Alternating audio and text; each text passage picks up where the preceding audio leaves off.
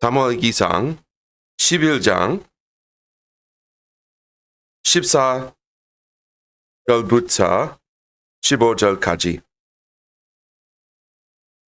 그때 사무엘이 백성에게 이르되 오라 우리가 길가로 가서 거기에서 왕국을 새롭게 하지 하더라. 온 백성이 길가로 갔더라. 그리고 그곳 길가에서 그들이 주 앞에서 사울을 왕으로 삼고 또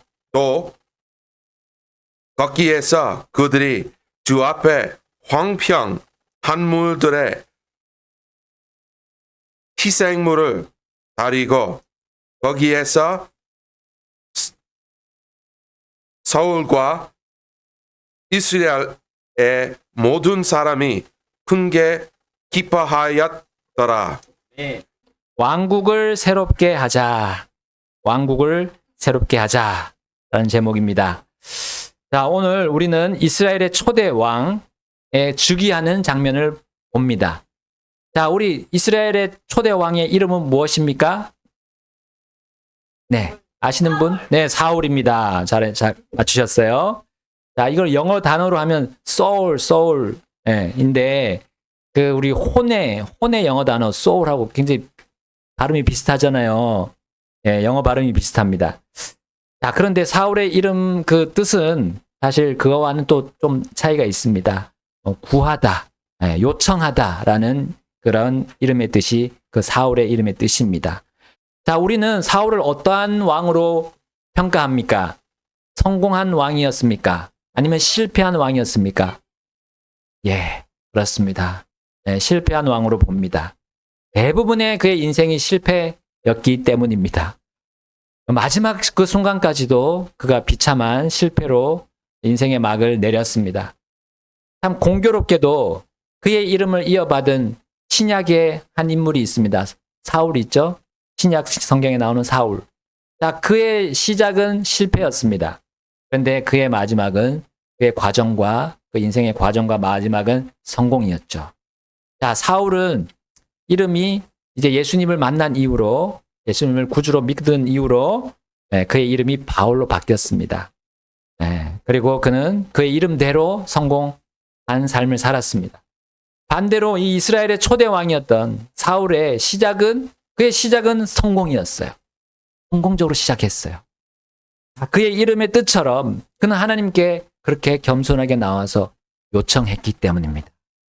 사울은 자신의 혼을 쏟아놓는 그런 강구를 하면서 하나님께 나아갔기 때문에 그는 성공하게 되었어요. 근데 그것이 지속이 되지 않았기 때문에 결국 나중에 그는 마지막을 그렇게 실패로 마무리합니다. 자, 근데 오늘 보실 부분은 사울의 성공입니다. 사무엘기상 9장 1절을 한번 가서 보시게 되면 그의 출신에 대해서 나옵니다. 사울의 출신. 자, 사무엘기상 9장 1절에 보시면 자, 그는 어디 사람이죠? 네, 베냐민 사람이었습니다. 그의 아버지의 이름은 무엇이었나요? 네, 기스였습니다. 기스. 자, 능력 있고 강력한 사람이었다고 그 기스에 대해서 설명하고 있죠. 자, 그의 아버지의 그러한 능력을 이어받은 이 아들 사울이었습니다. 자, 그 9장 2절 말씀에 그렇게 나와 있습니다. 우리 함께 읽어볼까요? 9장 2절. 자, 사무엘기상 9장 2절 시작.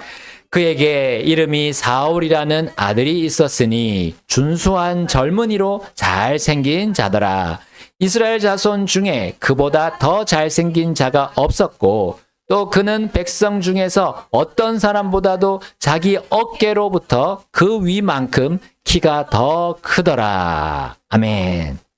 자, 우리 러벌슨 선교사님이 우리 모든 사람들 어떤 키 큰 사람보다 머리가 더 큰 우리 선교사님을 이렇게 보여주는 것이 아닌가 싶어요. 자, 이스라엘 안에 그보다 그렇게 머리만큼 어떤 사람보다도 머리만큼 더 키가 컸던 것입니다. 그의 큰 키가 사람들에게 그렇게 보였죠. 그러나 하나님 앞에서는 그가 도토리 키재기라는 말, 그 속담에 맞게 하나님 앞에서는 그 키가 문제가 되지 않았습니다. 하나님께서 사람의 키나 능력이나 사람의 외모를 보고 뽑지 않으십니다. 자, 이것을 보여주는 것 구절이 3절입니다. 우리 3절 말씀 보게 되면 그 능력 있고 강력했던 기스가 어떤 실수를 했나요? 바로 나귀들을 잃어버리는 실수를 했습니다. 여러분, 사람은 허점을 가지고 있습니다. 사람은 완전하지 않습니다. 사람의 이와 같은 본성으로 완전함을 요구하는 일은 이 완전하신 하나님께서도 하지 않는 일입니다. 그런데 하나님께서 다만 완전함을 요구하실 때가 있습니다. 바로 하나님 안에 있는, 바로 그리스도 안에 있는 사람들에게 완전함을 요구하십니다. 물론 그 완전함을 요구하실 때 우리의 본성에 있는 것으로 요구하지 않으십니다. 하나님과의 긴밀한 교제, 그 교제 속에서 얻을 수 있는 것을 가지고 요구하십니다. 하나님께서 약속하셨습니다. 네, 그렇게 약속하셨어요. 아무에게나 완전함을 요구하지 않으십니다. 바로 자신의 교제 안에서 자신의 명령을 듣고 순종하려는 자들에게 그 완전함을 요구하십니다. 왜냐하면 그 순종으로 우리 하나님 말씀에 순종할 때 우리가 하나님께서 받으신 그 완전함이 나오게 되기 때문입니다. 하나님은 그렇게 순종으로 완전하게 된 사람들에게 놀랍고 위대한 보상을 주십니다. 오늘 우리는 그것을 보게 되실 겁니다. 자, 우리 사울의 그 아버지, 왕은 아니고 아버지 기스, 그는 하나님의 계획, 이러한 계획을 알았을까요? 자, 그는 아들인 사울에게 명령을 합니다. 사울아, 잃어버린 나귀를 좀 찾아다오 했어요. 자, 아들이 들은 이 아버지의 명령이 귀찮은 일이죠. 귀찮은 일이죠. 그러나 사울이 어떻게 합니까? 순종합니다. 한 명의 종과 함께 그것을 찾으러 떠났죠. 자, 그런데 금방 찾을 줄 알았지만 쉽지 않았습니다. 어디에 갔는지 도대체 찾을 수가 없는 거예요. 결국 베냐민 영토를 지나서 에브라임의 그 영토로 들어갑니다. 우리 지난 수요일 설교에서 계속 이제 수요일마다 설교 봤는데 설교 말씀에 에브라임 산이 나왔잖아요. 특히 우리는 악을 행하는 그 에브라임 산의 사람을 보았습니다. 그러나 이번에는 선을 행하는 자가 거기 살고 있었어요. 자, 그 사울의 종은 거기 하나님의 사람이 살고 있다는 걸 알았습니다. 자, 그 사람의 이름은 우리 로벌슨 선교사님의 장남의 이름과 같아요. 네, 누구예요? 네, 사무엘입니다. 사무엘이었습니다. 자, 그 종은 선견자 사무엘이자 또 사사인 사무엘에게 가서 자신들의 길을 알려달라고 부탁하기로 이렇게 조언을 주었어요. 이제 사울은 자신이 가지고 있는 은 4분의 1세겔, 4분의 1세겔을 가지고 그 사무엘을 찾아가기로 합니다. 자, 그렇게 가던 중에 사무엘의 이 형편을 잘 알고 있던 이 소녀들을 만나게 됩니다. 이 어린 소녀들을 만나게 됩니다. 자, 그런데 사무엘은 이미 이 사울이 자신에게 올 것을 알고 있었어요. 그래서 우리 사무엘기상 9장 15절 16절을 말 보시면 이렇게 되어 있습니다. 9장 15, 16절. 이제 사울이 오기 하루 전에 주께서 사무엘의 귀에 고하여 이르시되 내일 이맘때에 내가 베냐민 땅에서 한 사람을 내게 보내리니 너는 그가 내 백성을 블레셋 사람들의 손에서 구원하도록 그에게 기름을 부어 내 백성 이스라엘의 대장이 되게 하라. 이는 내 백성의 부르짖음이 내게 이르렀으므로 내가 그들을 돌아보았기 때문이니라 하시더라. 자, 우리는 사무엘이 참 부럽지 않습니까? 앞으로 일어날 일을 그가 들었기 때문이죠. 여러분, 그런데 놀라지 마십시오. 하나님께서 이미 알려주신 미래의 일들을 우리도 들었습니다. 우리도 들었어요. 그리고 듣고 있습니다. 특별히 지난 주일 설교를 통해서 사람이 죽은 뒤에 가는 장소들에 대해서 하나님이 미리 알려주셨죠. 고통받는 곳이 어떤 곳인가, 또 위로받는 곳이 어떤 곳인가, 우리 주님께서 하나님께서 알려주셨어요. 일명 천국과 지옥에 대해서 알려주셨어요. 그리고 거기로 고통받는 그 지옥으로 가지 않는 방법, 위로받는 곳, 그 천국으로 갈 수 있는 방법, 주님이 모두 미리 알려주셨습니다. 네. 우리 부러워할 필요 없습니다. 네. 구약의 많은 표적들, 이 기적들을 본 그 백성들, 사람들을 부러워할 필요가 없어요. 우리는 완전히 완성된 이 말씀 안에서 기적들을 다 보고 있습니다. 그리고 우리는 체험할 수 있습니다. 자, 우리는 성경을 통해서 미리 보는 복을 누리고 있습니다. 그리고 이 복들이 우리 실제 삶에 적용될 수 있는 그 조건들이 다 갖추어져 있음을 알 수 있습니다. 오직 우리는 하나님의 뜻이라면 이 어떤 성경의 내용이라 할지라도 우리가 순종하고자 했을 때 바로 그 약속된 복을 받게 됩니다. 구원의 복부터 시작해서요. 우리가 구원받은 이후에 그리스도인의 삶을 우리가 주님과 함께 깊이 누릴 수 있는 그 복들을 우리는 받을 수 있습니다.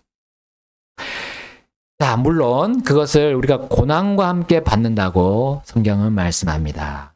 그 고난이 바로 보여주는 것이 이 우리 사울이 찾아야 돼요. 나귀들을 찾으러 가야 되는 건 고난과 같은 그러한 고난이 있습니다. 그러나 그런 고난에 비하면 이 복은, 우리가 받을 복은 훨씬 크다는 사실이에요.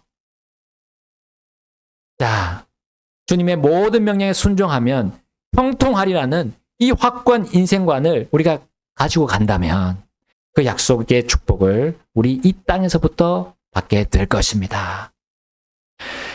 하나님의 계획, 이러한 하나님의 놀라운 계획은 우리가 이해하지 쉽지 않은 이 계획은 그러나 우리 자신들에게 선합니다. 선하신 계획이에요.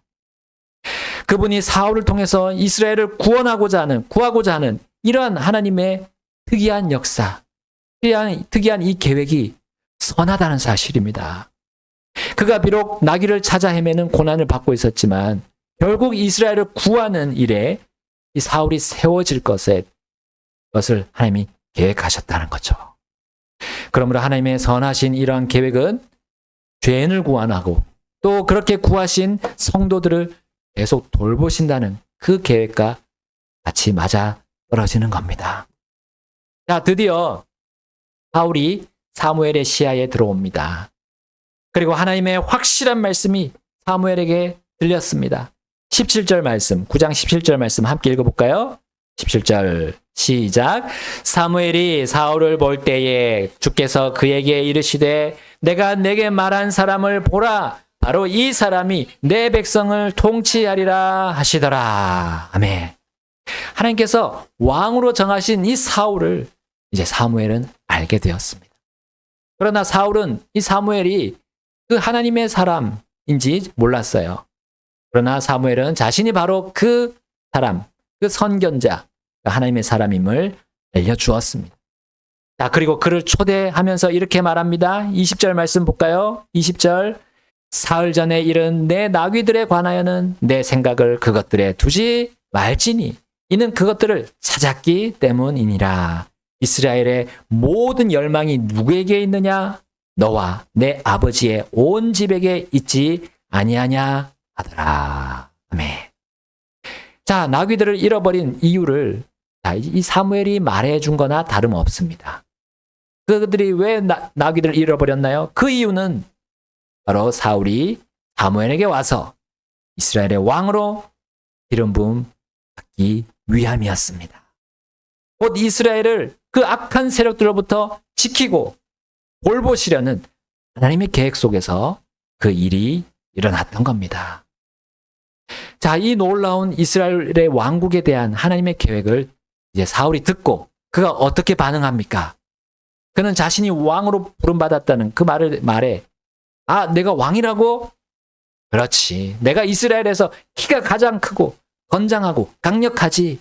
우리 아버지를 봐. 그 아버지의 그 아들 아니야? 라고 하면서 자만하면서 자신을 높였나요? 자, 21절 말씀에 이렇게 나와 있죠. 함께 읽어보겠습니다. 21절. 자, 시작. 이에 사울이 대답하여 이르되 나는 이스라엘 지파 중에서 가장 작은 지파 출신으로 베냐민 족속이 아니니까 또한 내 가족은 베냐민 지파의 온 가족들 중에서 가장 작지 아니하니까 그런데 어찌하여 당신이 내게 이같이 말씀하시나이까 하더라. 자, 사울의 모습을 보십시오. 그는 자신을 낮췄습니다. 다른 사람보다 자기를 낮게 여기지 않았어요. 다른 사람보다 자신을 낮게 여겼어요. 키나 그의 배경은 하나님의 눈에 아무것도 아니라는 거 그는 고백한 거나 다름없습니다. 그는 하나님이 그러한 분, 외모를 보지 않으시는 분임을 믿음으로 확신했어요. 그러므로 그는 이스라엘을 돌보고 이끌어갈 수 있는 그 지도자의 요건, 하나님이 정하신 그 지도자의 요건을 갖추고 있었던 겁니다. 하나님은 자신의 명령에 그대로 순종하는 겸손한 자를 통해서 자신의 백성을 돌보십니다. 여러분, 누가 대한민국을 이끌어가기에 이러한 자질들을 갖추고 있습니까? 누가 하나님의 법에 겸손히 순종합니까? 누가 법을 어기고 자신의 눈에 오른 대로 대한민국을 좌지우지하려고 합니까? 어떤 권력이 그렇게 하고 있습니까? 민주주의의 3권 분립이 있습니다. 사법부, 입법부, 행정부. 자, 이 사법부, 입법부, 행정부 중에 누가 그렇게 눈에 보기에 옳은 대로 하고 있습니까? 누가 공산주의 국가 체계로 이 나라를 변질시키려 하고 있습니까? 누가 자유민주주의 국가 체계를 유지하려고 목숨을 걸고 있습니까? 지금 우리 주류 언론들은 이것을 말해주지 않고 있습니다. 주류 미디어들은 이러한 논점을 피해갑니다. 그들은 자신들의 이권을 유지하기 위해서 심도 있는 분석이나 분별을 하려고 노력하지 않습니다. 또한 그들은 대한민국 안에 지금 뿌리 깊게 박힌 이 세력들에 대해서 침묵합니다. 바로 공산주의와 간첩들이에요. 그것들이 사람의 자유를 통제해도 언론은 또 하나의 사상이다. 또 하나의 철학이다. 라고만 평가합니다. 그래서 그것들이 인간으로서 누리는 이 천부인권을 해치려고 하고 또 인륜조차도 저버리게 하고 하는 것을 일부러 알려하지 않습니다. 여러분, 하나님께서 주신 자유의지, 이 양심을 그 뜨거운 인두, 그거로 지져버리고 자신들의 그런 주장을 정당화하고 있다는 사실이에요. 여러분, 주요 방송사의 앵커들은 우리 이 배가 흔들리지 않게 해주는 닷, 그 앵커, 닷이 아닙니다. 그들의 보도를 우리가 가감없이 받아들인다면 우리는 결국 하나님의 바른 이 진리를 제대로 보지 못할 거예요.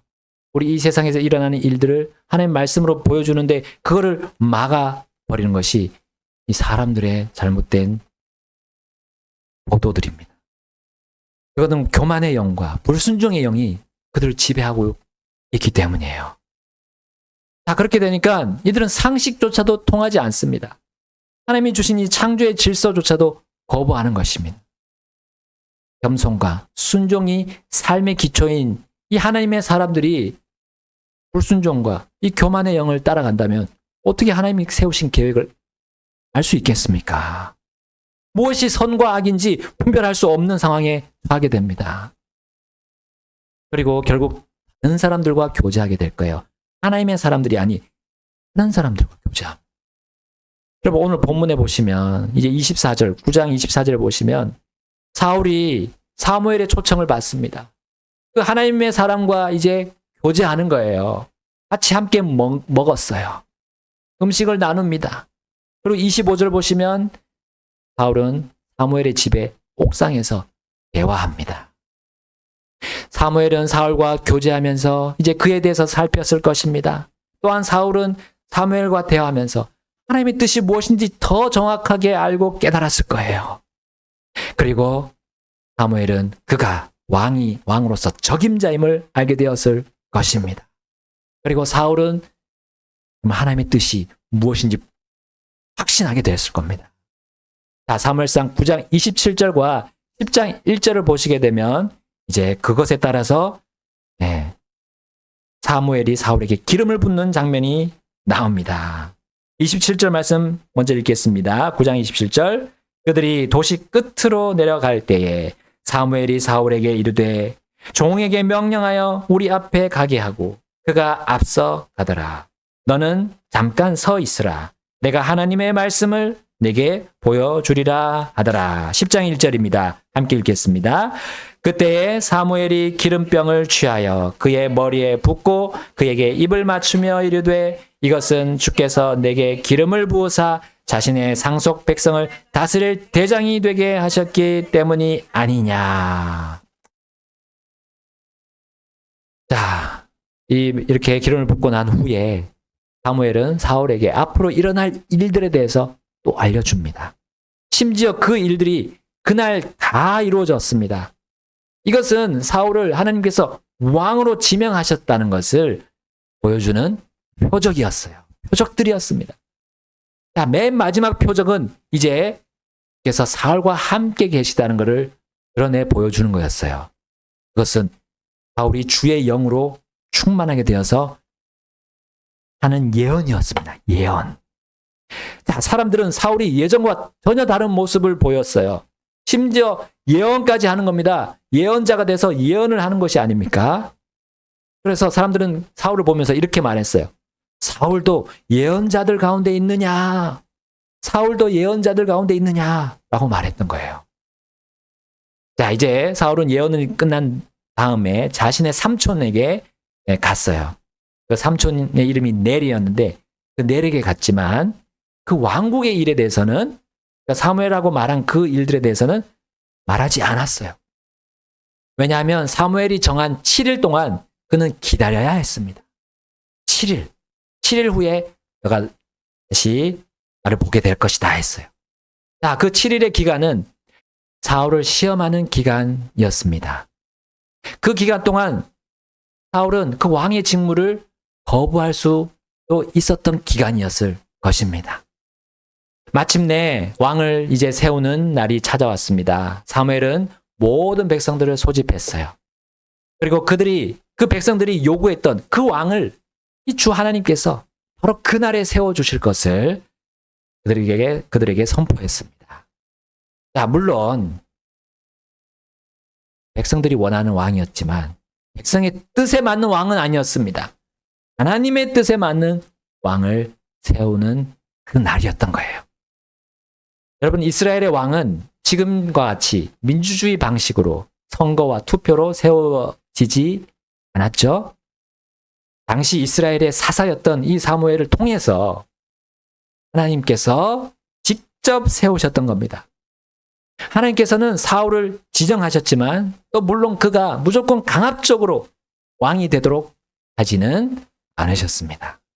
그가 그 7일 기간 안에 거부하게 되면 또 다른 사람에게 왕권이 주어졌을 것입니다.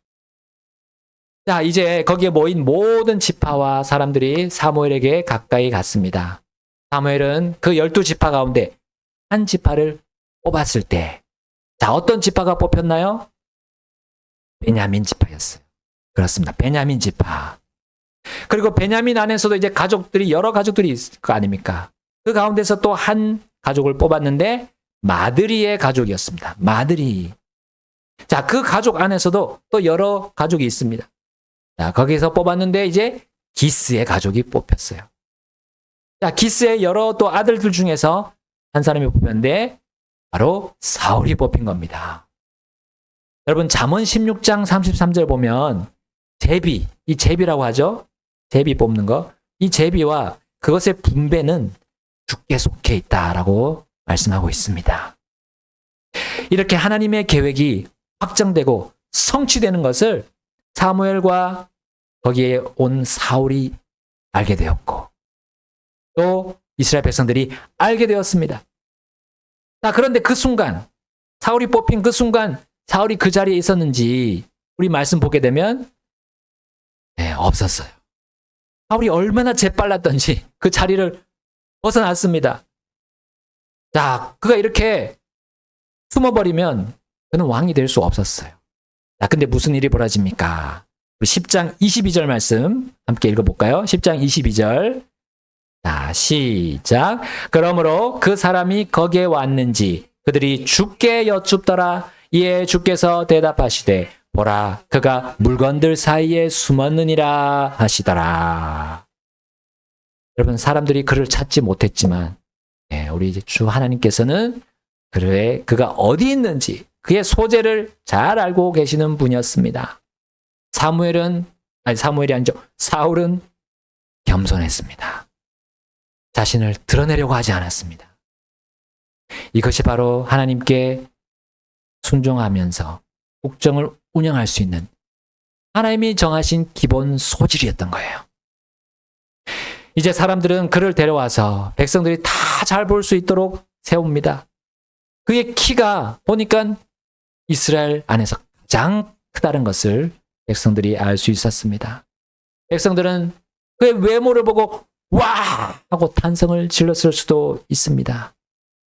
자, 여기 사무엘상 10장 24절 말씀 이렇게 나오죠. 사무엘이 온 백성에게 이르되 너희는 주께서 택하신 자를 보느냐? 온 백성 중에서 그와 같은 자가 없느니라 하더라. 이에 온 백성이 외치며 이르되 국왕폐하 만세 하더라. 자, 주께서 세우셨다 했습니다. 주께서 택하셔서 세우셨다 했어요. 그의 외모로 보신 게 아닌 겁니다. 그와 같은 자가 없다는 것은 그의 키가 아니라 그의 마음이었어요. 그의 마음이 하나님의 말씀에 순종하고 겸손한 마음으로 그것을 받아들이냐는 거예요. 자, 이제 사무엘은 하나님께서 주신 왕국의 규범을 백성에게 말했습니다. 그리고 그것을 기록해서 주 앞에 두었어요. 온 백성이 이제 집으로 돌아갔지만 어떤 사람들은 집으로 돌아가지 않았습니다. 하나님께서 마음을 감동시킨 사람들은 이 사울 왕을 돕기 위해서 그를 따라갑니다. 그의 집이 있는 베냐민의 기브아로 함께 갔어요. 하나님이 주신 왕국의 규범을 그들이 그대로 즉시 따랐던 겁니다. 즉시 순종해서 따른 자들이 그들이었어요. 반면에 어떤 사람들은 마음에 불만과 불평이 가득했어. 자, 그래서 10장 27절 함께 읽어볼까요? 27절 시작. 그러나 벨리알의 자손들은 이르되 이 사람이 어떻게 우리를 구원하겠느냐 하더라. 그들이 그를 멸시하고 그에게 아무 예물도 가져오지 아니하더라. 그러나 그가 잠잠하였더라. 자, 모든 국민이 사울 왕의 즉위를 반기지 않았습니다. 여기 벨리알의 자손들은 어떤 사람들입니까? 악한 사람들입니다. 그 벨리알이라는 뜻이 하나님을 두려워하지 않는, 경외하지 않는 이 세상에 속된 것을 쫓아가는 사람들을 말하는 거예요. 우상숭배자를 말하는 겁니다. 벨리알의 자손들. 그들은 하나님이 주신 그 사울의 왕권을 멸시하고 거부했던 겁니다. 그러나 사울은 왕이 되지 못할 그 잘못을 저지른 적이 없어요. 사무엘이 그런 잘못된 과정으로 그 왕을 뽑은 것도 아니었습니다. 그리고 그 벨리알의 자손들은 결국은 그 말은 하나님께 잘못이 있다고 따지는 것이나 다름없었어요. 자, 이들의 마음과 이 모습을 잘 알고 있었던 사울이었습니다. 그때 사울이 너희가 왜 나를 따르지 않느냐? 내가 왕이 되는 것이 하나님의 뜻이다. 라고 그들과 논쟁했을까요? 혹은 그러면 너희가 왕이 될 사람 한번 찾아서 뽑아서 와봐라. 그리고 나와 경쟁해보자. 그래서 이긴 사람이 깔끔하게 왕이 되는 걸로 하자라고 그들과 담판을 지으려고 했나요? 아닙니다. 그가 잠잠하였더라. 잠잠했다. 사울은 하나님께서 정해주신 그 왕권이고 지금까지 하나님께서 하신 일이므로 하나님께서 이루실 것을 믿었던 거예요. 그의 겸손, 그의 순종은 하나님을 신뢰하는 믿음에서 나왔던 겁니다. 그의 생각이 아니었어요. 그가 잠시 가지고 있는 신념도 아니었습니다. 자신의 것이 아니었던 거예요. 믿음에서 나왔던 겁니다. 여러분, 우리가 믿음으로 살 때 필요 없는 갈등 만들지 않을 거예요. 우리가 하나님에 대한 믿음을 가지고 살 때 우리의 영과 혼과 몸에 유익을 주지 못하는 그런 소모전을 치르지 않게 될 겁니다. 정말 해야 될 싸움, 영적인 싸움만을 하게 될 것입니다. 왕국이 시작하는 이날에 하나님께서 주신 그 왕권이 완전히 서지는 못했습니다. 그러나 하나님께서는 이스라엘과 사울을 어떻게 이끄셨을까요? 자, 이제 사무엘기상 11장에 보면 이제 그 내용이 나오는데요. 자, 요르단강 동편에 있던 암몬 족속, 그 암몬 족속이 이스라엘의 야베스 길랏, 곧 갓지파를 점령하려는 그런 내용이 그 11장 초반에 나옵니다. 자, 이 일로 인해서 야베스 길앗 사람들이 전령을 사울에게 보냅니다. 그래서 자신들을 구해달라고 요청하는 거죠. 자, 이때 사울은 무엇을 하고 있었고 어떻게 반응합니까? 사무엘기상 11장 6절, 6절, 5절부터 보겠습니다. 5절. 보라, 마침 사울이 해서 솥대를 따라오다가 이르되 무엇이 백성을 괴롭게 하기에 그들이 우느냐 하더라. 이에 그들이 야베스 사람들의 소식을 그에게 고하더라. 6절입니다. 사울이 그 소식을 들을 때 하나님의 영께서 그에게 임하심으로 그의 분노가 크게 타올랐더라. 7절 함께 읽겠습니다.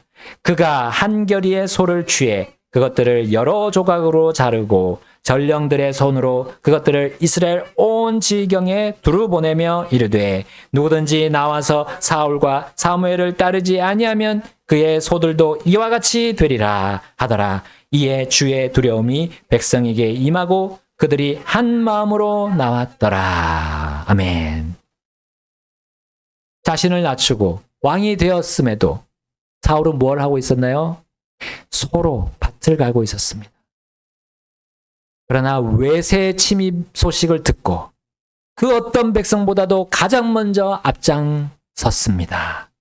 그는 분노했어요. 그런데 이 분노는 단순한 짜증 또한 혹은 개인적인 욕망을 이루지 못해서 화를 표출하는 것이 아니었습니다. 그는 하나님께서 주신 왕의 책임을 통감했기 때문에 분노했어요.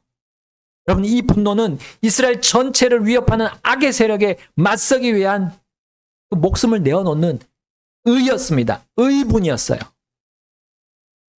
그 의분을 주장한 것은 그의 육신도 아니고 다른 사람들도 아니고 주의 영이셨습니다. 하나님의 영이셨어요. 자, 그의 의분은 소에게 먼저 표출됩니다.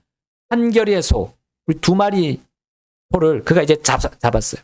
밭을 갈던 그 소를 잡고 그래서 여러 조각으로 나누어서 전국으로 보냅니다. 암몬과의 전쟁에 참여하지 않으면 너희들의 소도 이와 같이 될 것이다라고 경고했어요. 자, 그때 그의 왕권에 대해서 민가하는 자들, 또 그를 반대하던 벨리알의 자손들 까지 소집이 된 겁니다.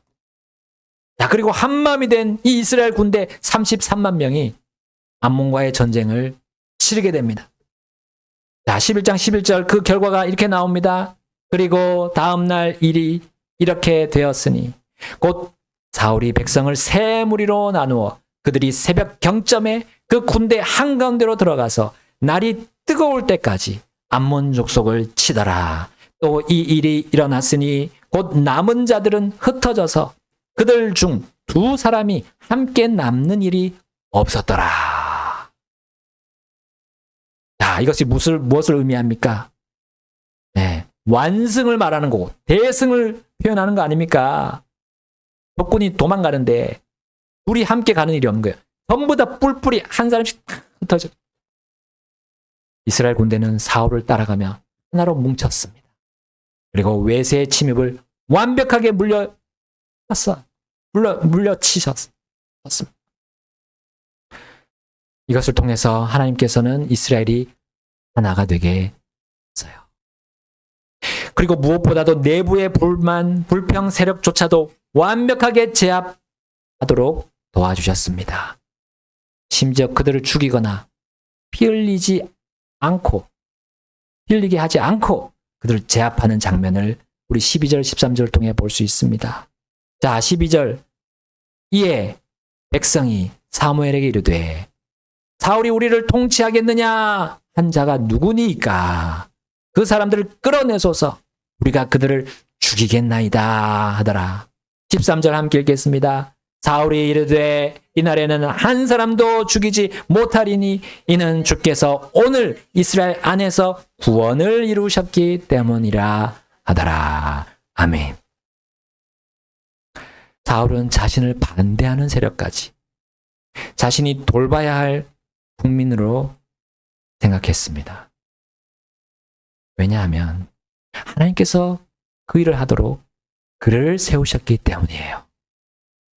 사울이 만약에 자신의 힘을 내세우고 겸손하지 않았다면 그 벨리알의 자손들은 당장 처단했을 것입니다. 사형에 처하든 귀양 보내든 가만히 두지 않았을 겁니다. 하나님의 긍휼에 따른 사울 왕의 이러한 선정을 지켜본 사무엘과 백성들의 마음이 어땠을까요? 그들의 영과 혼과 몸까지도 크게 기뻐하면서 감격하지 않았을까요? 왜냐하면 그 다음에 이러한 일들이 일어났기 때문입니다. 11장 14절 15절 함께 읽겠습니다. 14, 15절 시작. 그때에 사무엘이 백성에게 이르되 오라 우리가 길갈로 가서 거기에서 왕국을 새롭게 하자 하더라. 온 백성이 길갈로 갔더라. 그리고 그곳 길갈에서 그들이 주 앞에서 사울을 왕으로 삼고 또 거기에서 그들이 주 앞에 화평 헌물들의 희생물을 드리고 거기에서 사울과 이스라엘의 모든 사람이 크게 기뻐하였더라. 아멘. 여기 나오는 길갈이 나옵니다. 길갈은 어떤 곳이었습니까? 이스라엘이 가나안 땅에 처음 들어왔을 때, 이제 여리고성을 바라보면서 진을 쳤던 곳이에요. 거기서 이스라엘 백성들은 여호수아의 지도 아래 할례를 행했고 또 유월절을 지켰습니다. 바로 가나안 땅에 가나안 땅을 정복할 때 전초 기지가 이 길갈이었던 거예요. 자, 거기에 성막과 함께 언약궤가 있었는데 그것들이 다 실로로 옮기기 전까지는 거기에 있었어요. 하나님의 성막이 언약궤가 거기 길갈에 있었던 겁니다. 자, 그러므로 사무엘이 오라 우리가 왕국을 새롭게 하자라는 말과 딱 잘 어울리는 장소가 여기 길갈이었던 겁니다. 자, 왕국을 새롭게 하자라는 말의 의미가 무엇입니까? 하나님께서 이 왕과 우리 이 왕국을 지키고 보존하신다는 것을 우리 믿고 신뢰하자는 말 아닙니까? 적과 꿀이 흐르는 이 비옥한 땅에 들어온 이래로 지금까지 보낸 그 악한 세월을 정리하자는 말 아닙니까? 이전에 더럽혀지고 사라져버린 이 하나님의 진리와 법도를 다시 새롭게 세우자는 말 아닙니까? 또한 백성의 뜻으로 그 강하게 원했던 그 왕정을 사람의 뜻으로 세우지 말자라는 말 아닙니까? 오직 하나님께서 정해주신 가치관, 이 하나님의 관점으로 우리가 순종하고 굴복하자는 말 아닙니까? 그 시작부터 싹이 튼 벨리알, 곧 반대를 위한 반대, 다시 말해 이 국가를 반대하는 세력의 그 망할 사상을 거부하자는 말 아닙니까? 왕국을 새롭게 하자라는 이 모든 하나님의 뜻은 그 시대 이스라엘뿐만 아닙니다. 지금 우리의 세대에게도 그대로 적용돼야 하지 않습니까? 이 현 세상을 보십시오. 무너져가는 하나님의 창조 질서들, 하나님의 기본 법칙들, 이 말씀에 따른 것들이 우리 보고 있지 않습니까? 허물어지고 있습니다. 가정 안에서, 우리 개인 안에서 보고 있지 않습니까?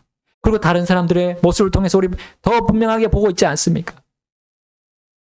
여러분, 우리 그리스도인들은 이 땅에 나라의 국가들에 살고 있지만 사실은 궁극적으로 하나님의 왕국 안에 살고 있는 하나님의 백성들입니다. 예전에 우리 구원받지 않았던 하나님의 왕국에 들어오지 않았던 예전의 모습을 살펴보세요. 우린 참 자유가 없는 삶을 살았습니다. 속박에 살았습니다. 죄의 형벌에서 벗어나지 못하고 그 죄의 사슬 안에서 살아야 했습니다. 그러나 우리 예수 그리스도 주님을 만나고 나서, 그 구주를 만나고 나서, 그분을 믿고 나서 어떻게 됐습니까? 진리 안에서 참된 자유를 누리고 있지 않습니까? 그리고 그것이 가치가 있는, 그러한 가치 속에 있는 우리 대한민국의 자유 안에서 우리 누려오지 않았습니까? 그렇게 해서 우리가 새로운 피조물이 돼서 새롭게 살도록 우리가 정해졌지 않습니까? 그런데 우리는 어떻게 살고 있습니까? 여전히 사람들이 말하는 사상에 좌우로 흔들리지 않습니까? 우린 좌우의 문제가 지금 아닙니다. 하나님이 세우신 그 기틀에, 그 틀 안에 우리가 있는지, 아니면 사람들이 만든 그런 틀 안에, 그 프레임 속에 갇혀 있는지 우리는 구분해야 될 때가 왔습니다.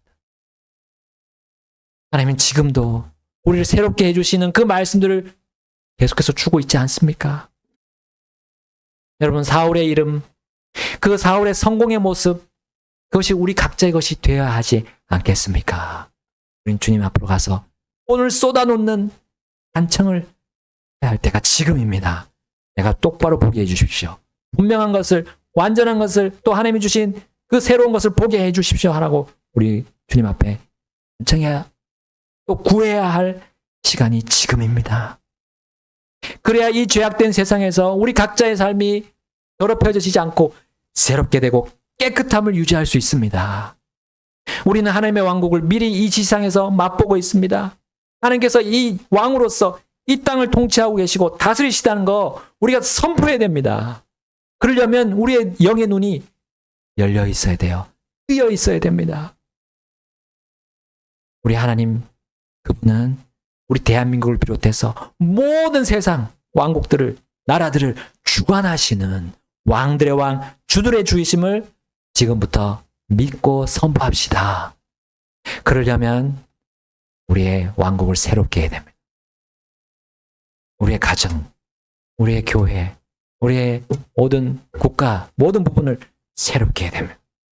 온 땅과 하늘의 왕, 바로 주 예수 그리스도께 우리는 굴복하고 겸손히 순종해야 합니다. 여러분, 오늘이 그런 날이기를 바랍니다. 오늘이 그것을 시작하는, 우리의 삶을 다시 새롭게 돌아보고 정리하고 나아가는 시간들이 되기를 바랍니다. 하나님이 원하지 않으시면, 하나님이 기뻐하지 않으시면 버려야 되는 거예요. 싹 버려야 됩니다. 새롭게. 그것이 우리에게 주어진, 우리 그리스도인들에게 주어진 것입니다. 이 시간 우리 피아노 반주 나올 때 우리 같이 주님 앞으로 나가서 결단하시겠습니다. 오늘 말씀드렸습니다. 오라, 우리가 왕국을 새롭게 하자. 우리의 왕이신 주님이 다스리시는 우리의 가정이 되게 합시다. 그리고 내 개인이 되게 합시다. 그리고 주님이 우리에게 축복을 내려주시는 사람이 아니라요. 우리 하나님께서 정말 놀랍게 기적적으로 우리 가정을 회복하시고 또 성장시키시고 더 행복하게 만드시는 그 장면들을 우리가 기대합시다. 주님을 믿고, 주님이 그렇게 우리를 부르십니다. 그렇게 부르시고 우리를 또 그 일에 사용하십니다. 주님과 화평을 이루는 그 일. 지옥으로 가는 것이 아니라 영원한 천국을 약속하신 그 화평의 약속, 화의 약속.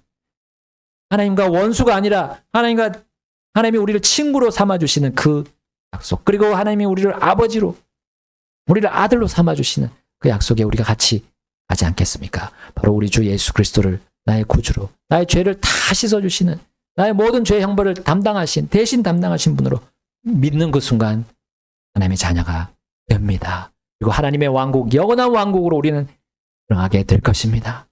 어린아이와 같이 순수하게 또 그냥 따지지 않고 받아들일 때 여러분 그 선물을 그대로 받을 겁니다. 영원한 선물을 받을 겁니다. 자, 이제 그렇게 그 선물을 받으신 우리 하나님의 자녀들, 성도님들을 오늘 이제 새롭게 되는 시간입니다. 여러분 같이 함께 주님 앞으로 나가셔서 우리를 새롭게 해주시옵소서. 주님 앞에 기도하지 않겠습니까? 기도하시겠습니다.